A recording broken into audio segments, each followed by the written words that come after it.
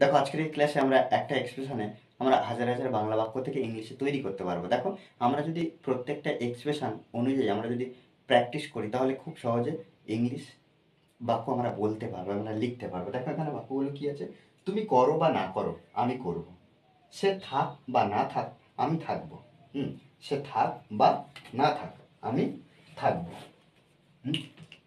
আমি যাই আর না যাই তুমি যাবে, আমরা পড়ি বা না পড়ি তুমি পড়বে। দেখো একটা বাক্য আমরা এখানে সুন্দরভাবে ট্রান্সলেট করব, একটা বাক্য ট্রান্সলেট করলে প্রত্যেকটা বাক্য একইভাবে আমরা ট্রান্সলেট করব। জাস্ট একটা বাক্য আমরা সুন্দরভাবে বুঝে নেব। দেখো তুমি করো বা না করো আমি করব, অর্থাৎ এখানে দেখো তুমি কাজটা বা যে কোনো বিষয় করো কি না করো আমার জানা দরকার নেই, আমি কিন্তু করবো। জাস্ট এই এক্সপ্রেশনে কিন্তু আমরা এই বাক্যগুলো আমরা ইংলিশে ট্রান্সলেট করবো। দেখো এর জন্য আমরা কি করব, হয়েদার ব্যবহার করব। প্রথমে হয়েদার, হয়েদার, তারপরে তুমি, এই যে সাবজেক্ট, তুমি করো বা না করো আমি করব, তাহলে এখানে ইউটা ফার্স্ট টাইম আমরা বসাবো, ইউ, ইউর পরে আমরা ভার্ব, এই ডু, তারপরে অর, অর অথবা বা, বা নট, এর মধ্যে দিয়ে কি তুমি করো বা না করো। যেহেতু ফিউচার ওই জন্য আমরা কি করব, আই উইল। ওকে, দেখো এই এর মধ্যে তাহলে হয়েদার ইউ ডু অর নট, তাহলে কি হয়েদার ইউ ডু অর নট, তুমি করো বা না করো আই উইল আমি করব, ব্যাস। এর মধ্যে দিয়ে আমরা প্রত্যেকটা এক্সপ্রেশন এই একইভাবে করব। দেখো প্রত্যেকটা পরেরটা কি,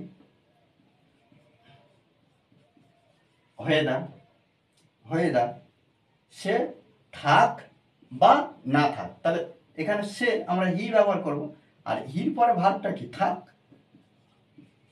স্টে থেকে স্টে এস যুক্ত করব।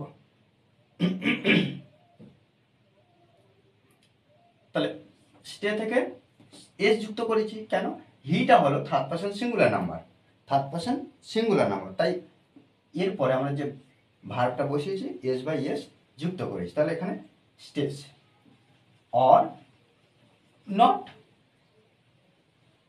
আমি থাকবো, এর জন্য শুধুমাত্র আই উইল বসিয়ে দেবো, ব্যাস।